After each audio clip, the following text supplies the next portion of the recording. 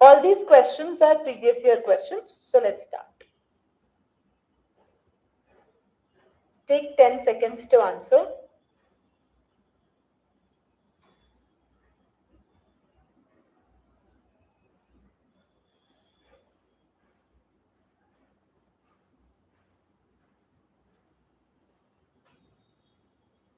It's based on learning disabilities.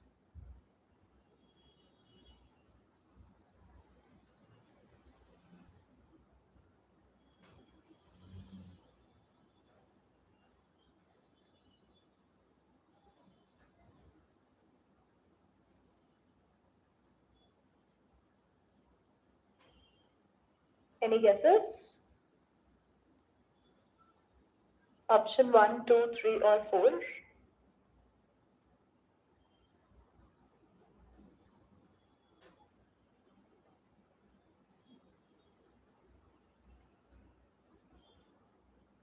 See, if we see to it, dyscalculia. Calculia is related to calculation. तो ये trouble in counting से relate होगा. तो A को 4 से match कर दो. We have only 2 options, 1 and 4. ठीक है. सेकेंड आता है डिसलेक्सिया. डिसलेक्सिया यूजुअली वो लोग होते हैं जिन्हें correct answer Mehboobi, amazing. Dyslexia usually वो लोग होते हैं जैसे उनको सी और ई में डिफरेंस नहीं समझ आता जल्दी से. They get confused. वो डी और बी लेटर लिखते हैं तो उनको रीड करने में थोड़ा टाइम लगता है. So that's dyslexia. तो अगर हम डिसलेक्सिया को फर्स्ट से कनेक्ट करें, difficulty in reading and writing words, in that way we'll be able to figure out the answer. ठीक है. So the right answer is option number 4. अब हम ये पूरा टॉपिक पढ़ लेते हैं. देखिए, इस क्वेश्चन में 4 टर्म्स आई थी, but there are all together 8 to 9 terms. Let's read them. Dyslexia वो होता है जिन्हें रीडिंग में प्रॉब्लम है. ठीक है. तो उनको सी और ई में थोड़ा सा टाइम लगता है टू रीड इट. उनको डी पढ़ना है और बी पढ़ना है तो थोड़ा टाइम लगता है. ठीक है. डिसग्राफिया. ग्राफिया को आप ऐसे याद रख सकते हो, आप ड्रॉ करते हो, आप चार्ट करते हो, राइट. वो ग्राफ्स बनते हैं.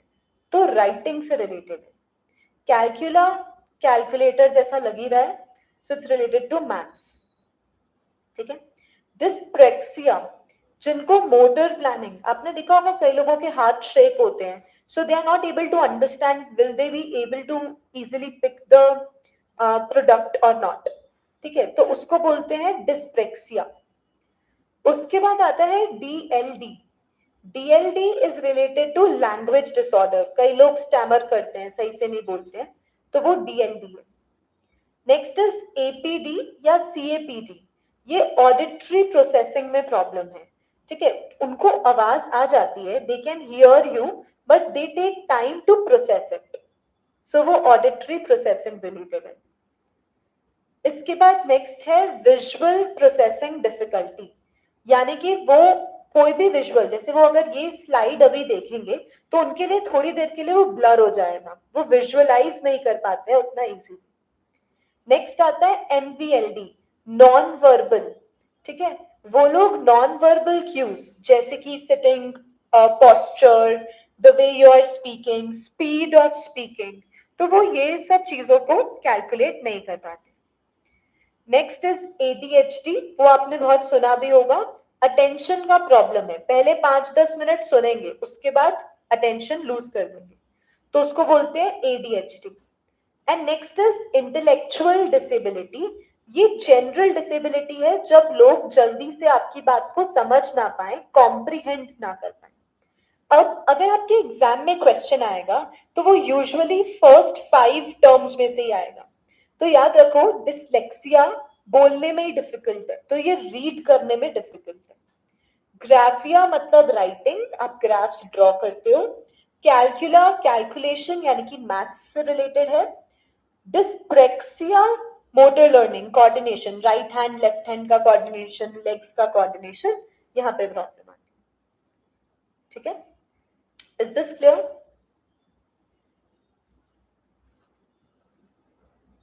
इसके अलावा ये PYQ 2026 का क्वेश्चन है. क्या DSM 5 क्या है? DSM stands for Diagnostic and Statistical Manual of Mental Disorders. ठीक है, सो इट्स अ मैनुअल जिसके बेसिस पे आप डिसाइड करते हो कि कौन सा डिसऑर्डर है. वैसे तो इस मैनुअल में बहुत सारी डिटेल्स हैं कि वो जो भी आप नोटिस कर रहे हो वो मोर देन 6 मंथ्स होना चाहिए. इमेजिन मैं आज अगर कुछ अच्छे से लिख ना पाऊं तो आप थोड़ी बोल दोगे कि डिस्ग्राफिया है. सो देर आर क्राइटेरियाज, बट अगर हम क्राइटेरियाज को साइड कर दें तो भी डायग्नोस्टिक एंड स्टैटिस्टिकल मैनुअल का 5th एडिशन अभी लेटेस्ट है. ठीक है, और ये किसने पब्लिश किया है? एपीए ने, which is American psychiatric association. देखो, एक होता है अमेरिकन साइकोलॉजिकल एसोसिएशन, वो भी एपीए होता है लेकिन वो हम रिसर्च में पढ़ते हैं. This is American psychiatric association, याद रखना. ठीक है, उसके बाद नेक्स्ट है डीएसएम 5. कब आया था? 2013 में. और ये क्लासिफाई करता है neural developmental disorder, neural development disorders को.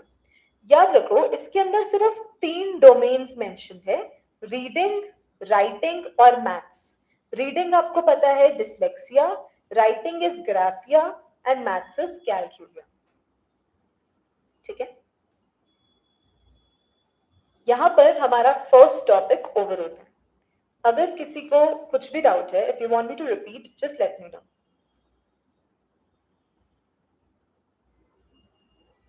We have read dyslexia, dysgraphia, dyscalculia. ये 3 सबसे मेजर जो डीएसएम में मेंशन है.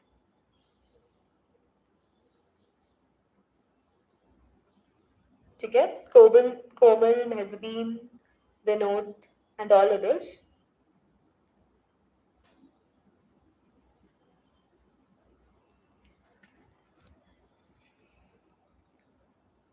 Cool. Let's move on to the second topic. It is learning styles. These learning styles are given by Cobb's. That is why we call it as Cobb's experimental learning theory. Take 10 seconds to answer this question and then we'll read this concept.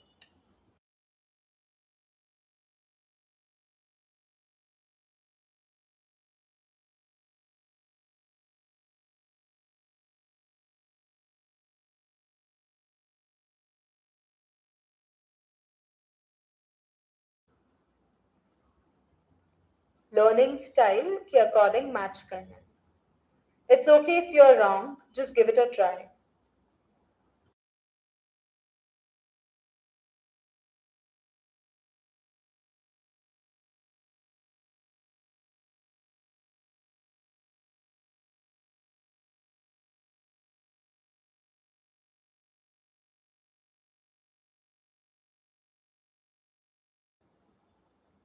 ठीक है, सो सबसे पहले तो accommodator is hands-on learning. कन्वर्जर में 2 आ जाते हैं, which is hands on learning plus theory. जब आप कॉन्सेप्ट को सुनते भी हो और हैंड्स ऑन लर्निंग भी करते हो. ये कॉन्सेप्ट समझने के लिए हमको बहुत स्टार्टिंग से पढ़ना पड़ेगा, तो एक बार पूरा थियोरी देख लेते हैं. कॉब्स एक्सपीरियंशियल लर्निंग थ्योरी, ये किसने दिया है? डेविड ए कॉब ने.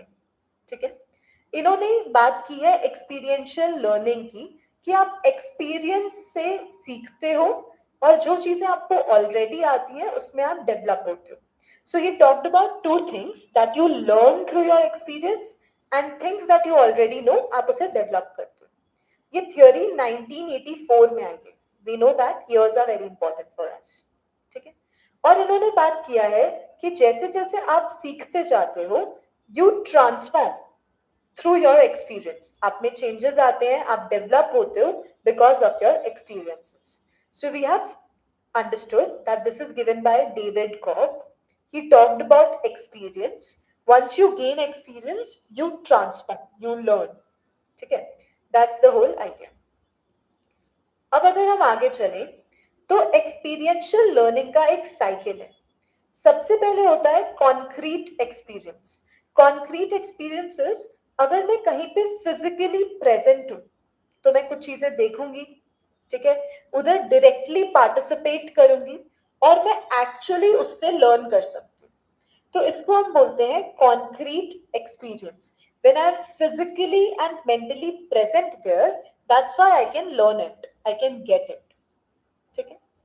सेकेंड आता है रिफ्लेक्टिव ऑब्जर्वेशन.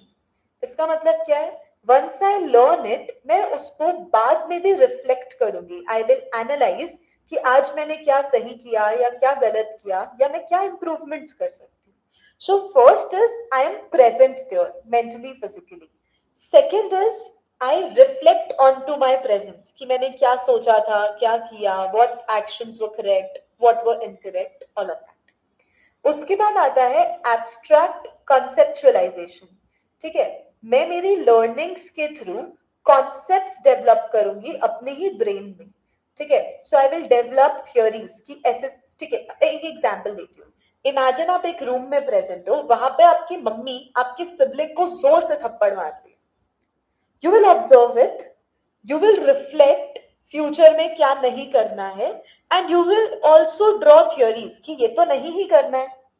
बट अगर मैंने लेट्स से आपके सिबलिंग को थप्पड़ पड़ा बिकॉज उसने लड़की छेड़ दी थी. ठीक है. तो आपको पता है ये तो नहीं करना है, प्लस लड़कों को भी नहीं छेड़ना है, plus I don't have to do this.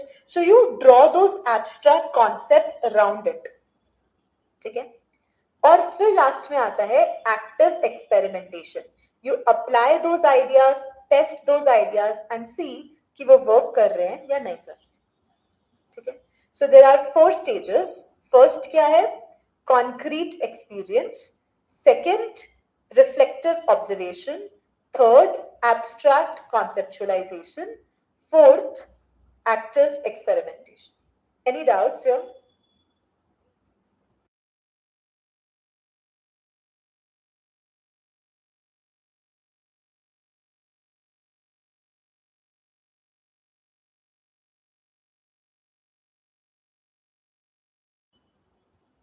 All right.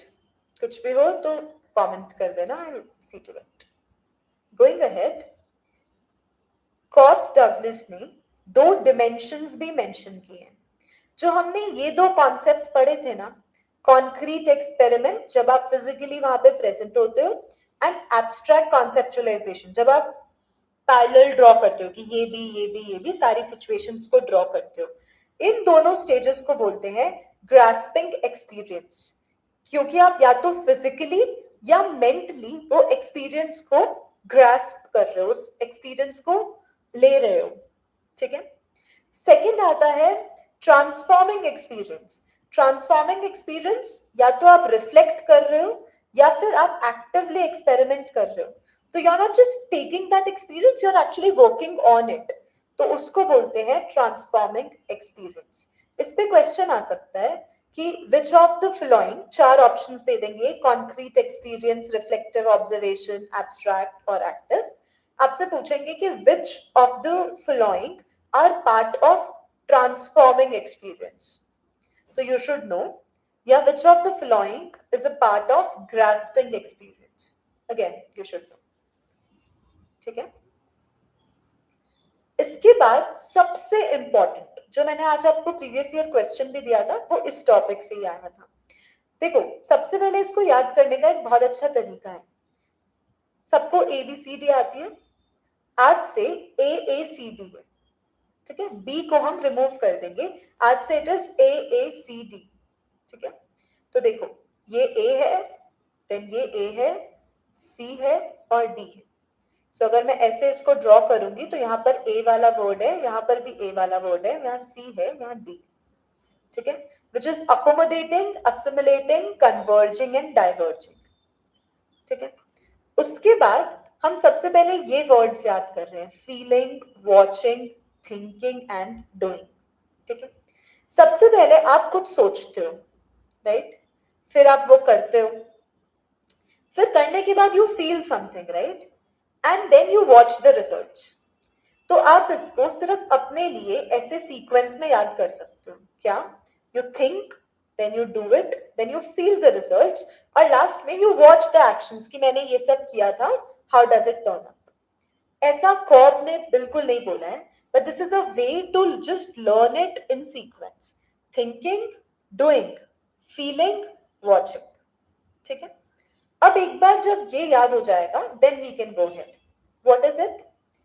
देखो, जब आप करते हो, you are doing something and you are feeling it as well, यानी कि एक्सपेरिमेंटेशन और कॉन्क्रीट एक्सपीरियंस का कॉम्बिनेशन है अकोमोडेटिंग। ठीक है, फीलिंग एंड वॉचिंग का कॉम्बिनेशन है डाइवर्जिंग। अब ये याद नहीं रहेगा, मैं आपको पढ़ा भी दूंगी तो याद नहीं रहेगा। Then how to do it? पहले लिख लो AACD, so you will know accommodating, assimilating, converging and diverging. AACD लिख लिया, उसके बाद अपने सीक्वेंस में लिखना स्टार्ट कर दो। Feeling, do sorry thinking, doing, feeling, watching. अब आपने इतना डायग्राम ड्रॉ कर लिया, एग्जाम में भी आए तो फटाफट ड्रॉ कर लो। उसके बाद देख लो, डूइंग और फीलिंग यहां आ रहा है तो ए वाला वर्ड है, फीलिंग और वॉचिंग में डी है। So draw it and see it, ये कभी भी याद नहीं रहे। ठीक है, अब एक बार वापस से हमारा एमसीक्यू देखते हैं जो हम उस टाइम कर रहे थे। अगर मैं बात करूं अकोमोडेटिंग का, ठीक है, तो वो फर्स्ट वाला ब्लॉक था। इधर आ रहा था थिंकिंग, इधर आ रहा था डूइंग, इधर आ रहा था फीलिंग, इधर आ रहा था watching. So accommodating is combination of doing and feeling. ठीक है, डूइंग से रिलेटेड सबसे पहले क्या है? फीलिंग तो चलो ऑप्शंस में ही नहीं है। हैंड्स ऑन लर्निंग, करके देखना, इज डूइंग। राइट और रॉन्ग? तो हमने ए को 3 से मैच कर दिया। सो डायरेक्टली नहीं पूछेंगे, but if you know the concept you will be able to do it. समझ आया? सबसे पहले ड्रॉ कर लो AACD और उसके बाद थिंकिंग, डूइंग, फीलिंग, वॉचिंग लिख लो, मैच कर सकते। Should I explain this topic again or is it clear? Maybe you can give a thumbs up or ask if you have any doubt.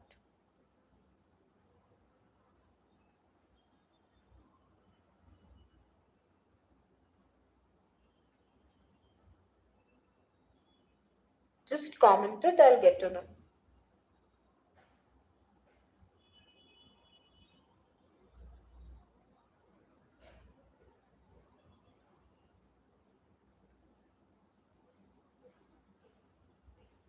Okay, thank you. Thank you, Pajal. Perfect. So this is our second topic which is done. हमने पढ़ा cob Douglas, experiment की बात कर रहे हैं, experience की बात कर रहे हैं. We have a learning cycle, then there are 2 dimensions and there are 4 learning styles. ठीक है, यहां पर हमारा टॉपिक 2 खत्म होता है. Again, topic 3, you have 10 seconds to answer this question and then we'll study this topic.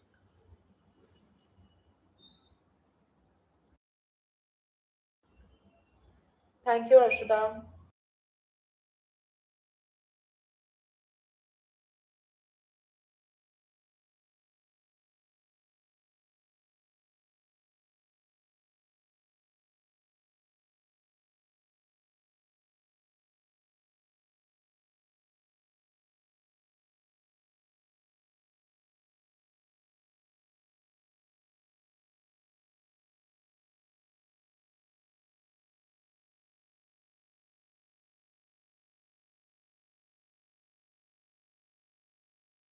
Any guesses for the answer?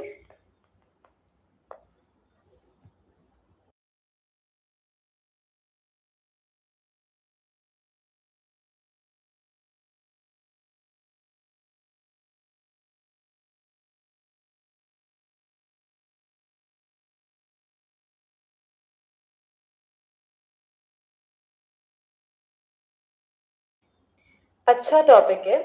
वैसे ये यूजीसी नेट के सिलेबस में कहीं नहीं लिखा हुआ, पेपर 1 में। इनफैक्ट ये यूजीसी नेट एजुकेशन का टॉपिक है।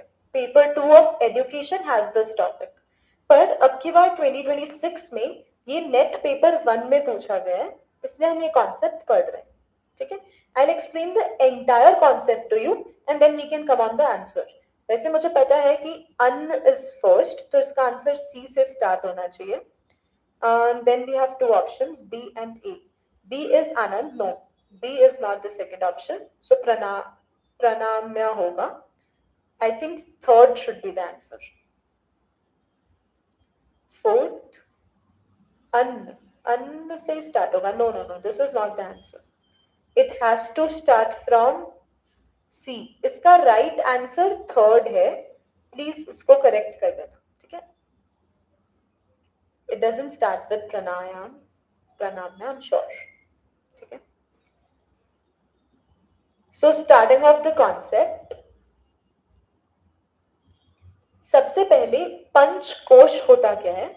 Panchakosha is made up of two words, panch and kosh. पंच का मतलब है 5, कोश का मतलब है sheet. Sheet is usually a covering, a layer. ठीक है. For example layer of your skin, या if you put 2-3 layers of something, we put a sheet over it. तो पंच और कोश मीन्स 5 एंड शीट. ठीक है.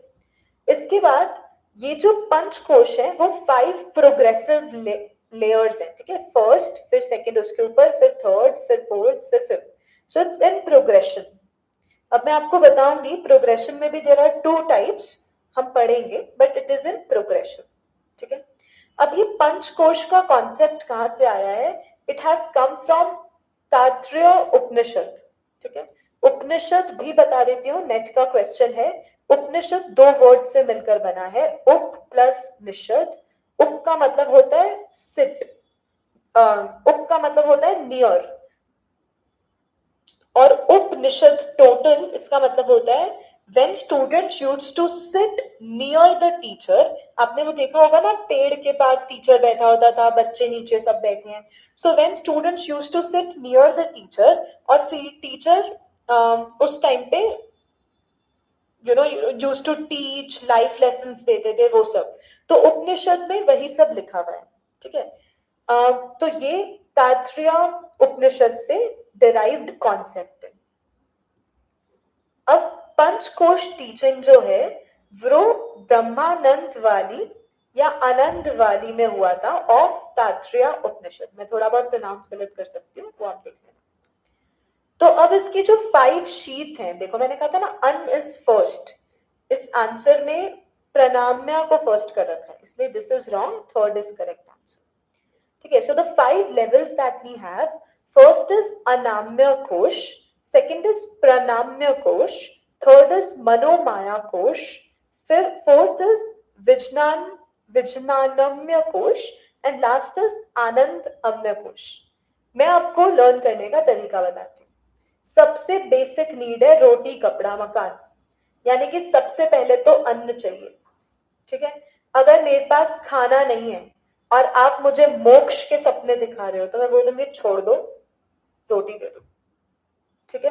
तो सबसे पहले याद रखो अन्न वाला लेवल आना चाहिए. ठीक है. इफ यू रिमेंबर, तो हम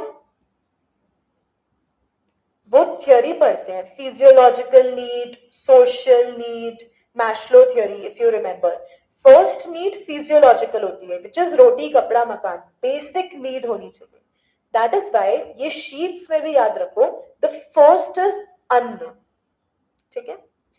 एंड लास्ट में आनंद, ऐसे याद रख सकते हो, मजे ही मजे. So the last level is anand. 99% आपके इन 2 लेवल्स को जानने से आंसर निकल जाएगा. अब अगर आपको फन के लिए याद रखना है तो मैं बताती हूँ. पहले अन्न मिलेगा, जिसको जो अन्न देगा उसको आप बोलोगे प्रणाम. प्रणाम is this, so thank you, धन्यवाद, व्हाटएवर. ठीक है. तो अन्न मिला, आपने किया प्रणाम, आपका मन खुश हो गया, विच इज मनोमाया. ठीक है. फिर विज्ञानम्य. विज्ञानम्य थोड़ा सा विजय जैसा साउंड कर रहा है, विच इज विक्ट्री. विक्ट्री के बाद आप होते हो खुश. एक बार वापस बोल रही हूँ, आपको अन्न मिला, प्रणाम, which is thank you, whatever.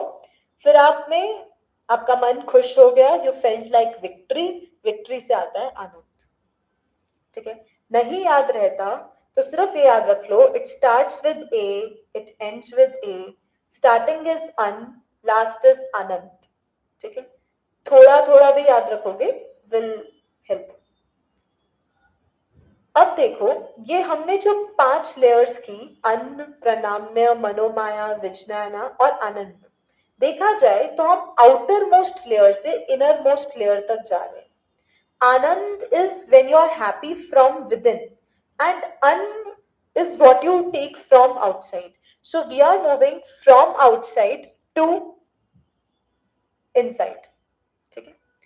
अगर हम इसको, मैंने आपको कहा था ना, दो तरीके से हम प्रेजेंट कर सकते हैं. दूसरा तरीका है ग्रॉस टू सटल. हम फिजिकल एलिमेंट से स्टार्ट कर रहे हैं और हम आनंद ब्लिस तक जा रहे हैं. So it starts from physical, it ends to on bliss. ठीक है? Physical, vital, mental, intellectual bliss. देखो 2026 में इस पे क्वेश्चन आया था, हो सकता है आपके री एग्जाम में ये आ जाए. So please do not leave it. We are moving from Anand till bliss.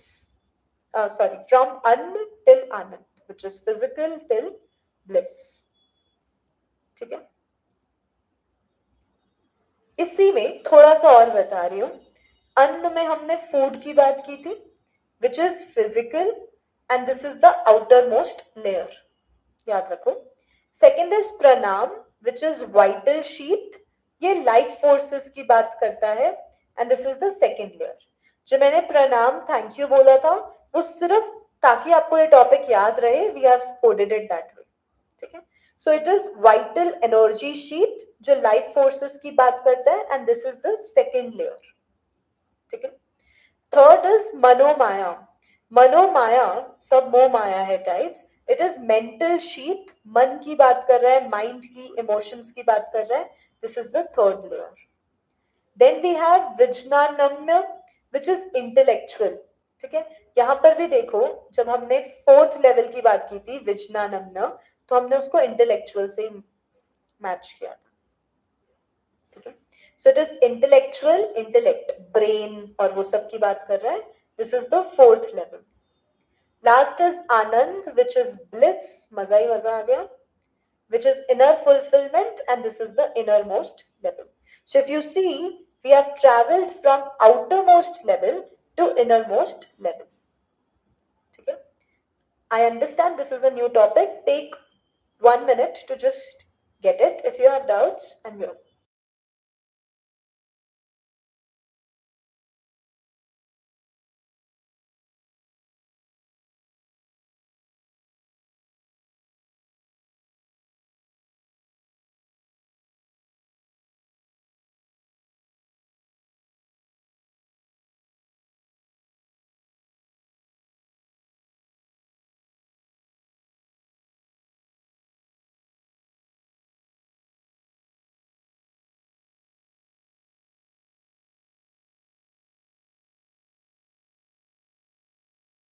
Cool. Is it clear?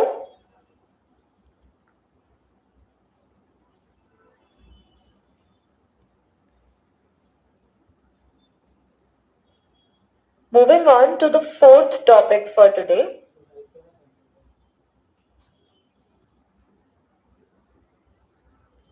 which is Vala's theory of creativity. ठीक है? Moving on to the fourth topic, which is Vala's theory of creativity. पहले question देख लो. The four-stage theory of creativity was proposed by Joseph Wallace. Arrange these stages in the correct sequence. I am sure that you don't know who is Walla, क्या theory दी है नहीं पता. It is okay if you will still just read the words. आप उसको sequencize कर सकोगे. ठीक है? एक बार try करो. Take 1 minute.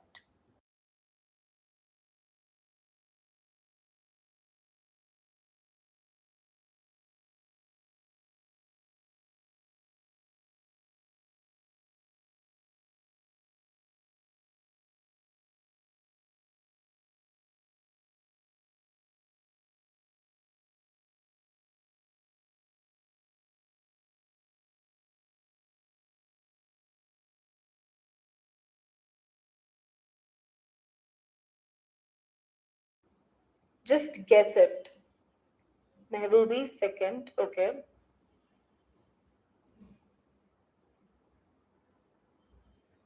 Others?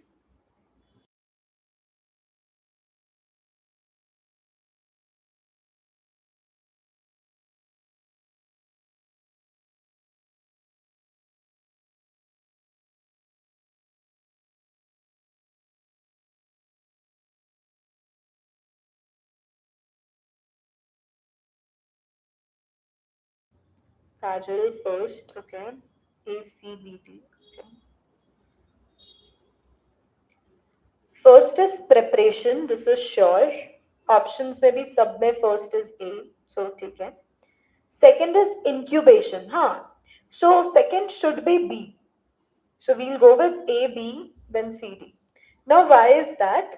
जब एक बच्चा पैदा होता है तो and if that child needs life support ना तो उसे इंक्यूबेशन में रखते हैं. सिमिलरली अगर आपका कोई आइडिया जनरेट हुआ है तो इनिशियल फेज में इंक्यूबेशन मतलब आप मान लो लाइफ सपोर्ट पे रखते हैं, that is incubation. So preparation के बाद इंक्यूबेशन आना चाहिए for sure. Let's understand all these levels. तो प्रेपरेशन के बाद इंक्यूबेशन, फिर इल्यूमिनेशन और वेरिफिकेशन लास्ट में आएगा, इसमें कोई डाउट नहीं. तो अगर मैं ये क्वेश्चन को पहली बार पढ़ती and if I have knew like I knew nothing, तो मैं वेरिफिकेशन विच इज डी उसको लास्ट में डाल देती. So I would have cancelled these two options. From options I know A is the first level which is preparation and last is verification. अब देखो incubation और elimination में पहले क्या आना चाहिए? इंक्यूबेशन. ठीक है, now you know the meaning. पूरा कॉन्सेप्ट देखते हैं in detail. So second A, B, C, D is the right answer. Now let's just understand the entire theory. Wallace theory of creativity, ये पूरा नाम है ग्राहम वेला.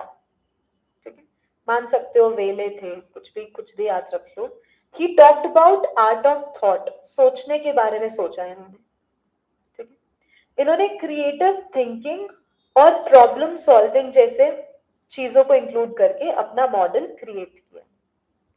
The model describes creativity as a process rather than a single mental event. ठीक है, creativity is group of activities and it is an ongoing process. ये एक single mental event नहीं है. ठीक है, याद रखना ये single mental event नहीं है. It's a group of activities. It's a process. इसके 4 स्टेजेस हैं. प्रेपरेशन, फिर इंक्यूबेशन, फिर इल्यूमिनेशन, वेरिफिकेशन. यहां से अपना PYQ बना है. हम ये चारों स्टेजेस को समझते हैं. सबसे पहले होता है प्रेपरेशन, यानी कि इनिशियल स्टेज, जब इंडिविजुअल को कोई प्रॉब्लम दिखती है और वो उस प्रॉब्लम से रिलेटेड डेटा कलेक्ट करता है. ठीक है, I will give you an example. Let's say मुझे मार्केट में दिखा कि there is no good coaching of NET 4-5 years back. तो मेरे को प्रॉब्लम तो समझ आ गई कि सबको पढ़ना है पर अच्छी सी कोचिंग नहीं मिल रही है. तो हम थोड़ा डेटा कलेक्ट करते हैं कि ओके बेस्ट नहीं मिल रही है पर क्या अवेलेबल है, उनके प्राइजेस क्या हैं, वो एरिया कौन सा कवर कर रहे हैं, वो कैसे पढ़ाते हैं. So you gather information about them. अगर आप नोट्स बना रहे हो तो प्रेपरेशन के अंदर 2 चीजें हैं. पहला इनिशियल स्टेज पे हो रहा है. सेकेंड, इसमें problem plus information about the problem की बात की जा रही है. ठीक है, लिख रहे हो तो प्लीज लिखना problem plus information about the problem. अब आपने वो गैदर कर लिया. तो नेक्स्ट आता है इंक्यूबेशन. इंक्यूबेशन का मतलब क्या है? आप एक्टिवली काम करते हो उस प्रॉब्लम पे और आप टेम्पररी मूव्स को प्ले करते हो. ठीक है, तो जब आप टेम्पररी काम कर रहे हो ना, you are not consciously doing it, you are just hitting it, you're just trying it. Maybe it can work, maybe it can fail. Just trying different things around the problem. That is your incubation stage. फिर आता है illumination. जब आप multiple चीजें try कर लेते हो तो आपको एक सोल्यूशन क्लिक कर जाता है कि ओ yes this will solve my problem. ठीक है, so that is your illumination. वैसा आपने मूवीज में देखा है bulb, that is illumination which clicks you. And last is verification. आप देखते हो कि ये ऑन ग्राउंड कितना ज्यादा फिजिबल है, पॉसिबल है, यूजफुल है. ठीक है, so that is verification. Preparation, incubation, illumination, verification.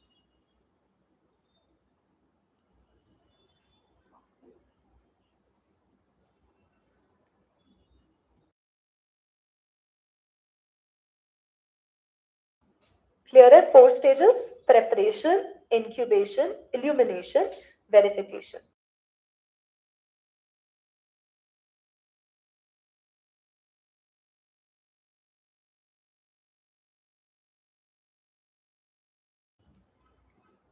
Moving on, ये सेकंड क्वेश्चन है जो वलास थ्योरी से आया है। ये 15 मार्च 2023 का क्वेश्चन है। ठीक है, अभी आपको एक एक्स्ट्रा स्टेज दी हुई है, रिवीजन। आप लोग खुद सोच के बताओ कि ये कहां पे जाएगी इस पूरे प्रोसेस में।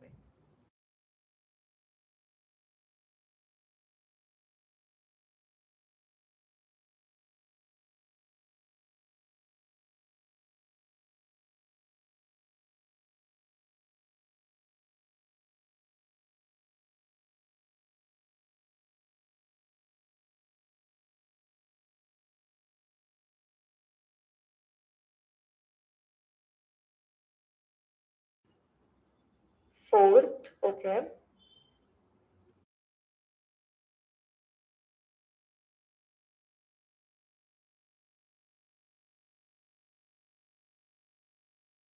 Fourth, very good, okay. तो देखो, हमें समझ आ रहा है कि रिवीजन तो लास्ट स्टेप होना चाहिए, तो मैं डी को लास्ट में डाल दूंगी। I don't have any other option to think of. अब हम एक बार चेक भी कर लेते हैं। हमारा पूरा जो प्रोसेस था वो स्टार्ट होता है प्रेपरेशन से, फिर आता था इंक्यूबेशन, फिर आता है इल्यूमिनेशन, फिर आता है इवैल्यूएशन, और लास्ट में आ जाएगा revision. So this makes sense also. Hence, the correct answer is A, E, C, B, D. ठीक है, यहां पर हमारा fourth topic of the day खत्म होता है। अब हम लास्ट टॉपिक पे जा रहे हैं, और ये सबसे ज्यादा डिटेल्ड टॉपिक है। So let's first understand this topic, और फिर मैं आपको इसके क्वेश्चंस और भी बता दूंगी। Before we do that, NEP 2020 का क्वेश्चन है कि एनईपी 2020 किस एनईपी को रिप्लेस करके आया है।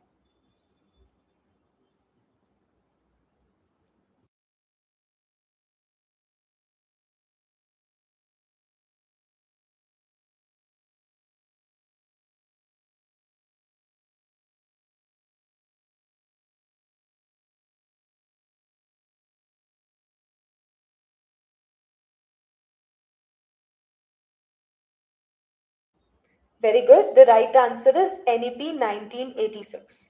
ठीक है, पहले समझ लेते हैं।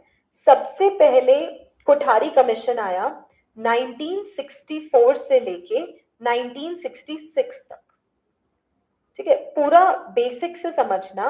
कोठारी कमीशन आया 1964 से लेके 1966 तक। कोठारी कमीशन ने कहा कि एक एनईपी जैसी चीज होनी चाहिए।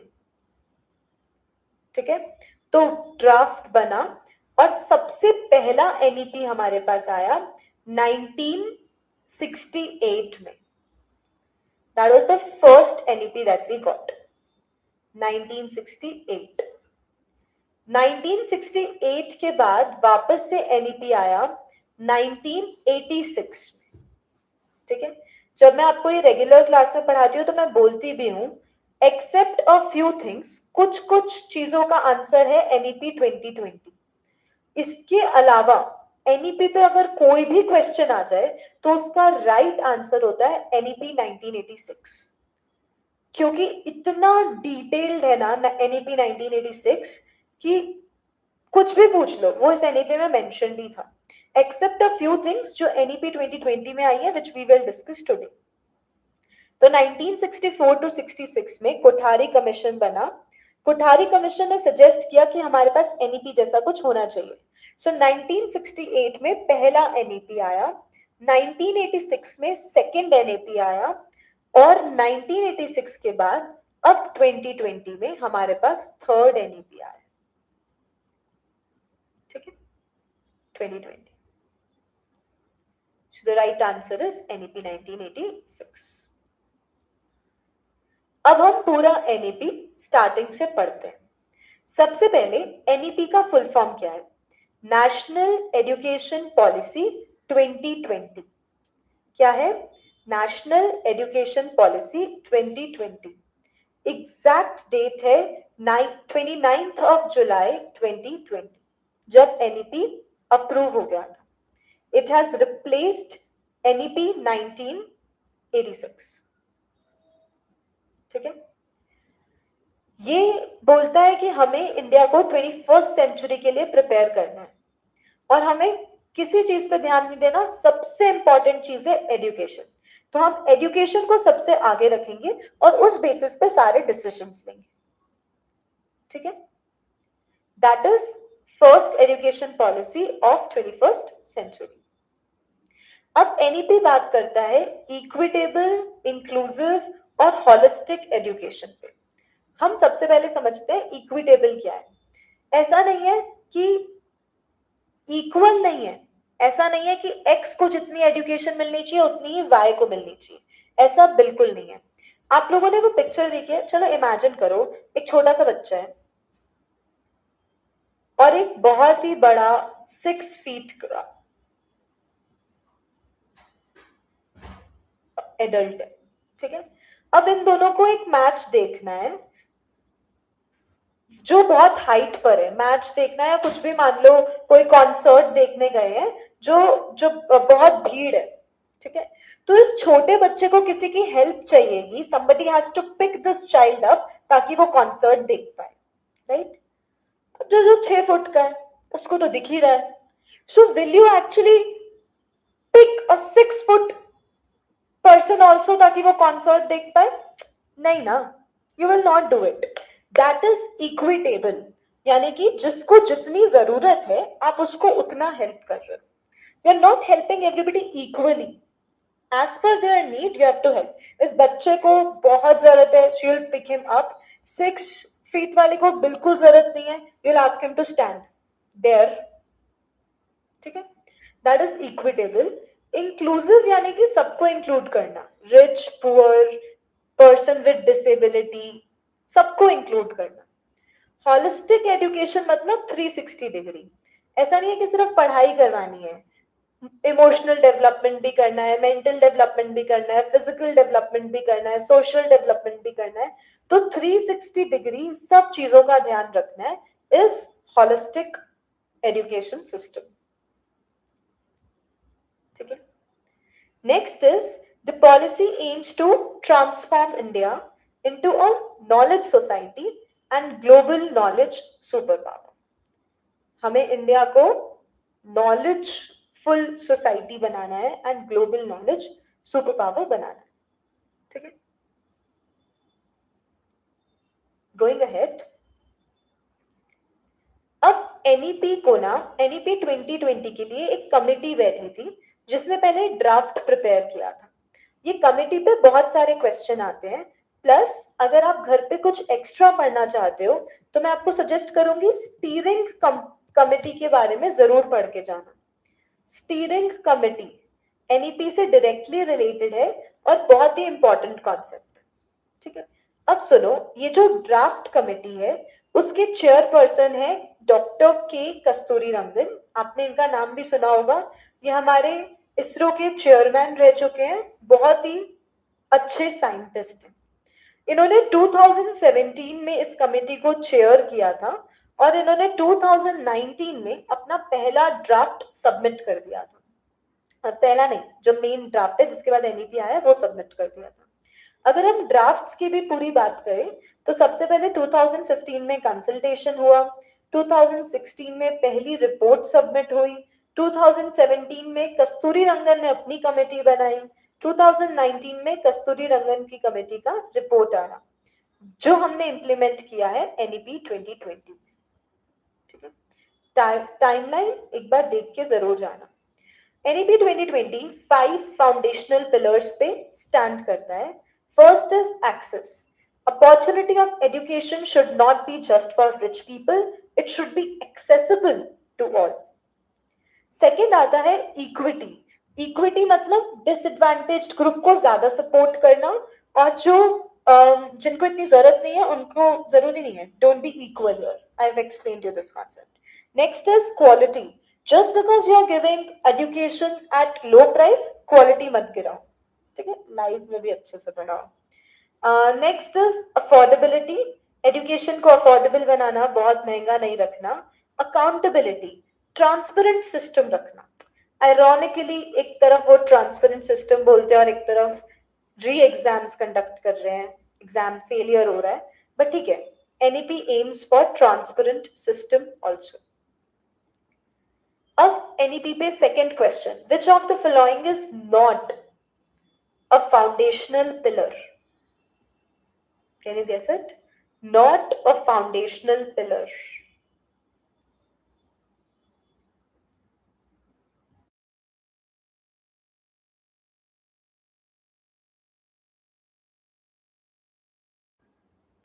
Not a foundational pillar.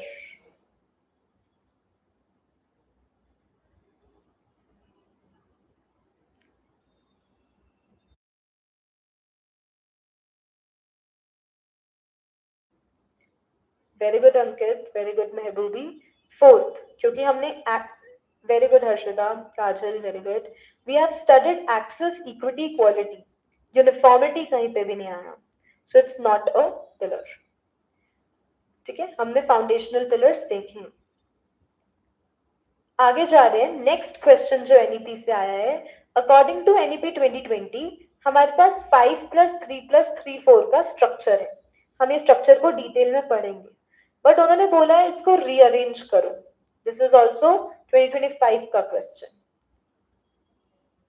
Can you mark the answer?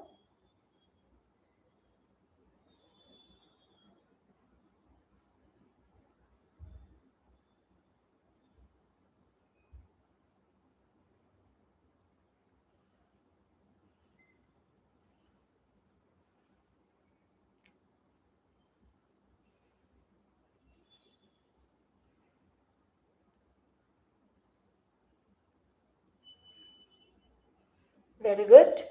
The right answer is foundation, preparatory, middle और secondary. ठीक है, जो आपका फोर्थ ऑप्शन. अब हम पूरा 5+3+3+4 स्ट्रक्चर देखते हैं. पहले 5 साल फाउंडेशन के हैं, जब बच्चे की एज अप्रोक्सीमेटली 3 to 8 years होती है. आपने देखा होगा ना, पहले 3 साल की प्री स्कूलिंग, जिसको आप आंगनबाड़ी या प्री नर्सरी, नर्सरी वो सब भी बोल सकते हो, और उसके बाद क्लास 1 और क्लास 2.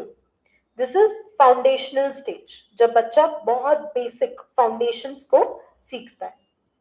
सेकेंड आता है preparatory stage, which is class 3rd to 5th, जब आप उसको थोड़ा थोड़ा लैंग्वेज, बेसिक इंग्लिश, हिंदी ये सब सिखाने लग जाते हो. इसके बाद class 6 to 8 which is middle stage, जहां पर आप science, experiment, hands on training in सबको शुरू कर देते हो. और लास्ट आता है सेकेंडरी स्टेज, क्लास 9 to 12, जब बच्चा इंटेलेक्चुअल हो जाता है और वो अपना फ्यूचर प्लान करना स्टार्ट कर देता है, which field he should choose and all of that. एक और चीज याद रखना, हम नीचे पढ़ेंगे. एनईपी 2020 कहता है कि coding should be introduced in class 6 and internships should be made mandatory from class 6. अब ये कब एक्चुअली एप्लीकेबल होगा पता नहीं, but they talked about coding and internships, ये याद रखना, फ्रॉम क्लास 6. ठीक है, अब शुरू कर रहे हैं इसके आगे. एनईपी 2020 ECC की बात करता है, which is early childhood care. If you no, हमने वो सिस्टम स्टार्ट किया था कि आपको स्कूल में खाना मिलेगा. That was part of early childhood care. ठीक है. सेकंड आता है, ये प्रमोट करता है रीडिंग, राइटिंग और मैथ्स. ये तो फाउंडेशन में हो ही जाना चाहिए.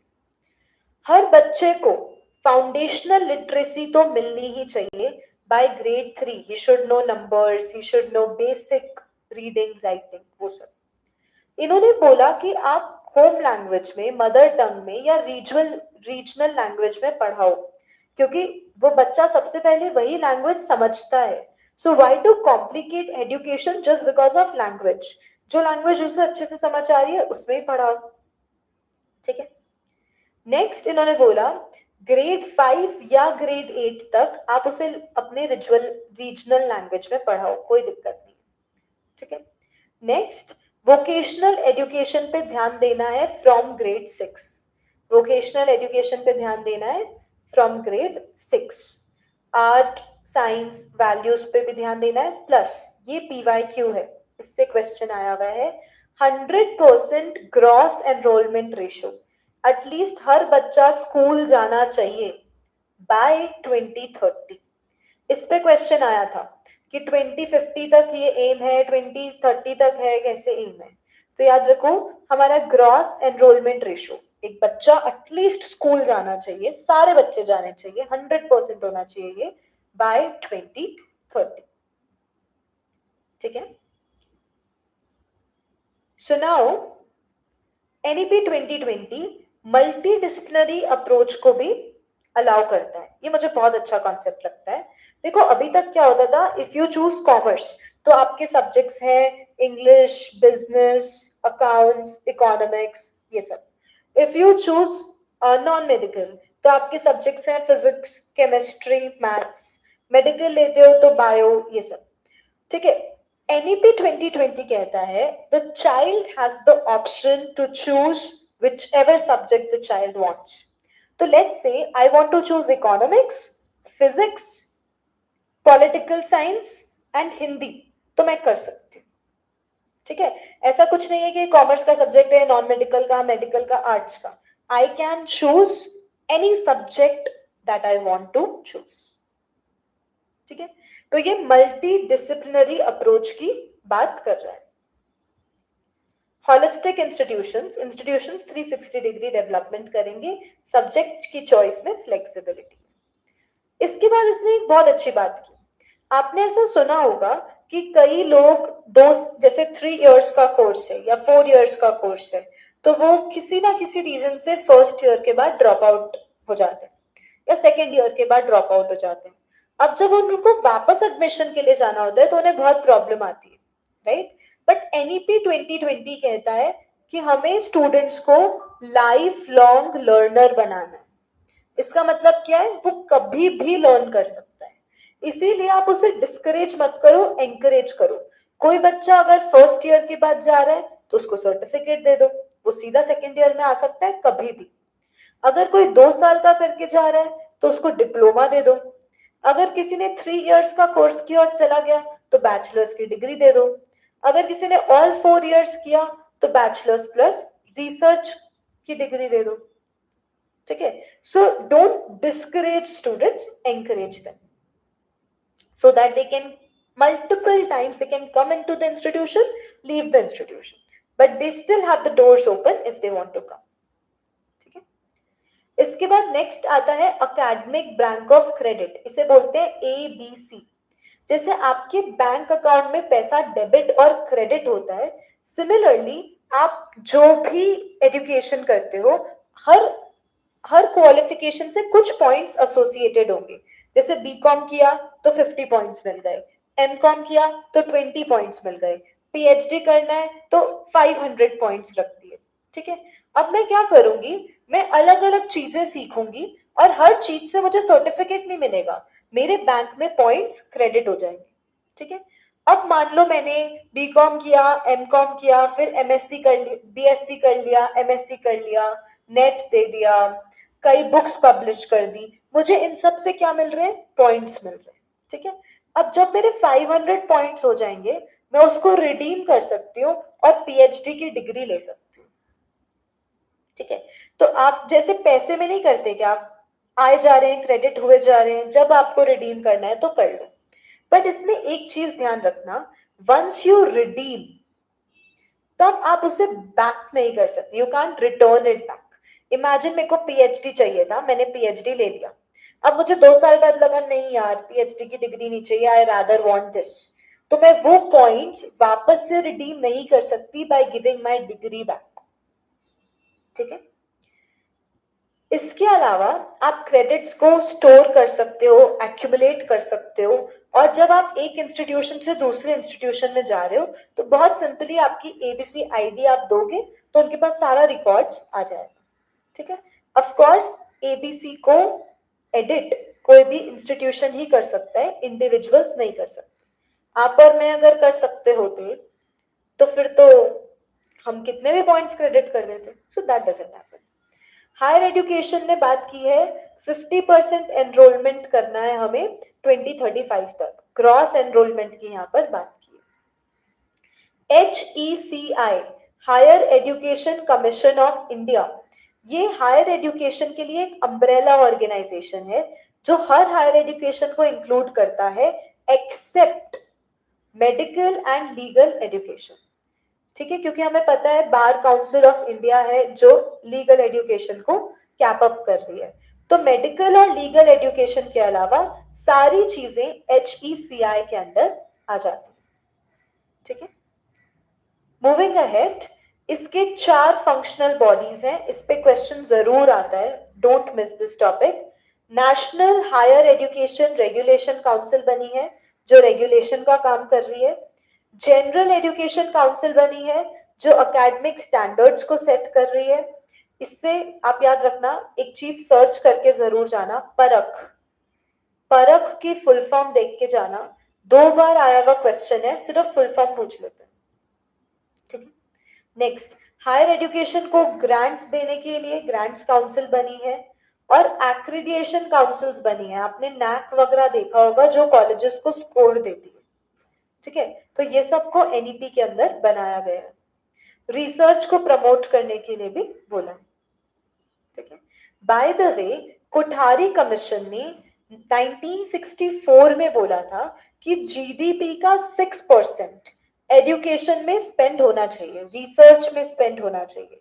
और वो विजनरी बंदे 1964 में बोल के गए थे, वो हम NEP 2020 में अप्लाई करने की कोशिश कर रहे हैं। ठीक है, so NEP 2020 it promotes 4-year degree।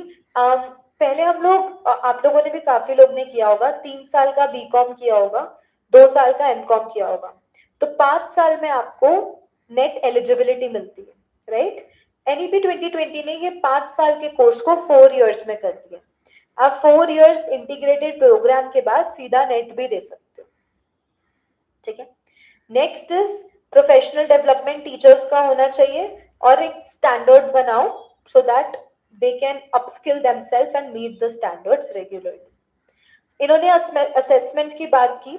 Summative assessment होता है ईयर एंड असेसमेंट, तो इन्होंने बोला कि ईयर एंड असेसमेंट तो ठीक है, लेकिन आप टाइम टू टाइम असेसमेंट करो, वो ज्यादा बेटर है ईयर एंड असेसमेंट से। ठीक है, इन्होंने बोला आउटकम्स आने चाहिए, रट्टा मत मरवाओ, मेमोराइज मत करवाओ, समझाओ। 360 डिग्री की बात हम ऑलरेडी कर चुके हैं। एग्जाम से ज्यादा ब्रॉड कॉन्सेप्ट है एजुकेशन। मैंने आपको परख के बारे में कहा था पढ़ना, या असेसमेंट सेंटर है या असेसमेंट की बात करता है। ठीक है, इसका फुल फॉर्म जरूर करके जाना। नेक्स्ट और last few points about NEP, ये सोशली और इकोनॉमिकली डिसएडवांटेज ग्रुप पे स्पेशल अटेंशन की बात करता है, हर जेंडर को इंक्लूड करने की बात करता है। जो डिसएडवांटेज्ड एरियाज हैं, ठीक है, जैसे कश्मीर को इधर इंक्लूड किया गया है स्पेशल एजुकेशन जोन के लिए, ताकि वहां बेटर फैसिलिटीज डेवलप की जा सके। ऐसे ही बहुत सारे और एरियाज हैं। इन्होंने टेक्नोलॉजी फोरम बनाया ताकि टेक्नोलॉजी को ऐड कर सके। 6% वाला पॉइंट मैं आपको पहले ही बता चुकी हूँ, 1964 में कोठारी जी ने इसे मेंशन किया था, जो अब हम अप्लाई करने की कोशिश कर रहे हैं। इंडियन लैंग्वेजेस को प्रमोट करो, रीजनल लैंग्वेजेस में पढ़ाओ। IKS इंडियन नॉलेज सिस्टम, ठीक है, हमारे उपनिषद, हमारे माइथोलॉजिकल टेक्स्ट, इन सबको लेकर आओ, आर कल्चर उन सब से सिखाओ। ये 4 कीवर्ड्स हैं जिसपे NEP ने बात किया। एनवायरमेंट के लिए aware, sustainable development, sustainable development क्या होता है, that you are growing today not at the cost of future, you are growing today but not at the cost of future. Climate के लिए अवेयर रखो और सस्टेनेबल लाइफस्टाइल को promote करो। ठीक है, these are the few things about NEP 2020। यहां पर हमारा NEP 2020 खत्म होता है। NEP पे बहुत सारे क्वेश्चंस आते हैं, मैं आपको एक क्वेश्चन पूछ के बता सकती हूँ। फॉर एग्जाम्पल क्वेश्चन आया था कि एक स्टूडेंट रीडिंग और राइटिंग कौन से स्टेज में सीखता है। So we know we have 5 3+3+4 का स्ट्रक्चर, तो इसमें कौन से स्टेज में स्टूडेंट रीडिंग और राइटिंग सीखता है। ठीक है, आप रेगुलर बैचेस ज्वाइन कर सकते हो। आज भी हम पूरा टीचिंग एप्टीट्यूड कंप्लीट करेंगे from 8:30 to 10 p.m. today only. ठीक है? So you all can join that batch. Minimal charges हैं, and these are our proved results. I'm Rishika Binani. Thank you for your time. 6 times NET qualified. You can trust the content. Thank you. All the very best. Hope to see you in classes. If you all have any doubts, please पूछ लो. Otherwise, I'll end it. Also, if you can tell me कैसा लगा session, कुछ improvements चाहिए क्या on genuine note.